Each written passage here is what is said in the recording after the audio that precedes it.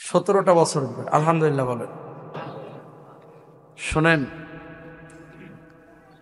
আমার কাছে মনে হয় আপনাদের কিছু আমাদের এলাকার এই মসজিদের কিছু মুসল্লিদের বাবর সাহেব 17 বছর পরে মুক্তি হয়ে যতটা না তাড়াহুড়া করেছে, এই জুমার নামাজের পরে দুয়ার আগে কিছু মুসল্লি এর চাইতেও তাড়াহুড়া বেশি করে। কথা বুঝেন নাই? সালাম বেরানোর পরে যেন লোকের নিচে যেন আগুন জ্বলতেছে, যে যত দ্রুত বাইরে হয়ে যায় তত আরাম। এই যেগুলো আসে পরে এগুলো বাইরে হয় কালকে। কথা কয় জুমার নামাজের পরে যে নামাজটা আছে এই নামাজটা সুন্নত না এই নফল? শুধু সুন্নত না, তো সুন্নতে মুআক্কাদা। সুন্নতে মুআক্কাদা বুঝছেন? ওয়াজিবের কাছাকাছি, তো এটা পড়ার দরকার আছে না? এই যেগুলো দেখবেন নিয়মিত নামাজ পড়ে না, আজকে আইসা হাজির হবে জুমার দিন আসছে, আলহামদুলিল্লাহ ভালো কথা। তুমি যে আইনা জুমার দিন একটা দিন তো তুমি পূর্ণাঙ্গ নামাজটা পড়বা, সারা সপ্তাহ পরে আল্লাহরে বুঝ দিতে আইছো, তারপরে এত তাড়াহুড়া কেন? আল্লাহ বোঝে, আল্লাহ যে বোঝে না তা না। হৃদয়টা কার মসজিদের সাথে সম্পৃক্ত, আর হৃদয়টা কার মসজিদের সাথে সম্পৃক্ত নয়। কথা বলেন ঠিক কেন? যে কথা বলছিলাম, 17টা বছর পরে লোকটার মুক্তি হইল। আমার পরিচিত কয়েকজন রাত্রে কথা বললো আমার সাথে হোয়াটসঅ্যাপে, তারাও জেলে গেছিল। শুনেন, বিগত বছরগুলোতে খালি চোর ডাকাতিরা জেলে যায় নাই, অনেক আল্লাহর ওলিরাও জেলে গেছে। কথা সত্য না মিথ্যা? আল্লাহর ওলিরাও জেলে গিয়েছে, আলেমরাও জেলে গিয়েছে। সব চোর ডাকাত কিন্তু জেলে যায় নাই, বরং অনেক চোর ডাকাত বাইরে ছিল। তো আল্লাহ তাআলা যে এই লোকটাকে 17টা বছর পরে জামিন দিলেন, আমার পরিচিত কয়েকজন একটা কথা বলছে, মানে কয়েকটা কথা বললো, খুব লাগছে আমার। কি বলতেছে? শেখানোচ্ছে এখানে, এই জন্য বলতেছে। জেলের মধ্যে 17টা বছর উনি গোটা কেরানীগঞ্জ এই কারাগারটাকে জমায় রাখতেন। কেন? অনেক গরিব মানুষ, টাকা পয়সা নাই, টাকা পয়সা লাগতো, উনি নাকি ওখান থেকে ব্যবস্থা করতেন। আলহামদুলিল্লাহ বলি। অনেক গরিব মানুষ আছে, খাবার দাবার কোনো পয়সাই নাই, ক্যান্টিনে টাকা উনি পরিশোধ করে দিতেন, জামিনের জন্য চেষ্টা চালাইতেন।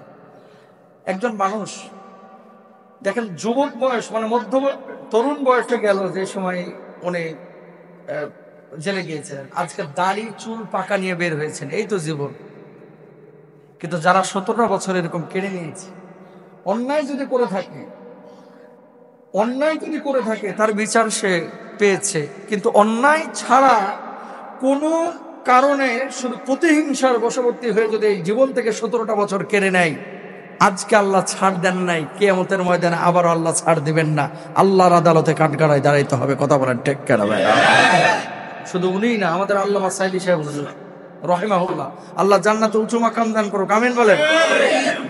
এগুলো জুমার মেম্বার থেকে ঘোষণা আসা উচিত, কারণ কালকেও আপনি আরেকজনের ব্যাপারে মিথ্যা মামলা দেবেন, হয়তো বা সামনে বিএনপি ক্ষমতা আসবে, এরপর আওয়ামী লীগ আসবে। আমরা চাই না এরকম রেশারেশি, হিংসা প্রতিহিংসা। আমরা চাই অপরাধীর বিচার হোক, কিন্তু নিরপরাধ মানুষের জীবন থেকে 15 বছর 17 বছর এভাবে যেন ধ্বংস না হয়। কথা বলেন ঠিক কিনা? 13টা বছর আমাদের হুজুর, মনে আকাঙ্ক্ষা জাগে মাঝে মাঝে, জানেন কত মানুষই মুক্তি পাচ্ছে। আমাদের আল্লামা সাইদি যদি আর কয়টা দিন বেঁচে থাকতেন। আরে মিজান আজহারির মাহফিল প্যারেড ময়দানে, তারপরে সিলেটে, চিটাগাঙে, কি বলে এই লালমনিরহাটে, ওইদিকে কক্সবাজারে, যশোরে 15 লাখ 20 লাখ মানুষ হচ্ছে, তাই না? আমার আল্লামা সাইদি যদি বেঁচে থাকতো তাহলে 15 লাখ না, এমন জন সমুদ্র তৈরি হতো, হয়তো বা গোটা জেলায় জায়গা হইতো না। কথা বলেন ঠিক?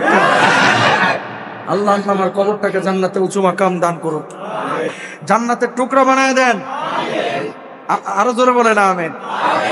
কেন বলতেছি এই কথাটা? কখনো কোনো মানুষের উপর আমরা জুলুম করবো না, ইনশাআল্লাহ।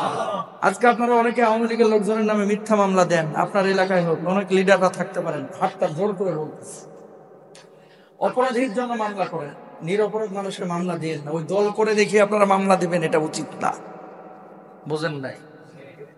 এর অপরাধ কে জামাত করবে, অপরাধ কেউ শিবিরের সাথে, শিবির করে মানে ও মনে করে যে এরা এখন জেলে দিতে হবে না।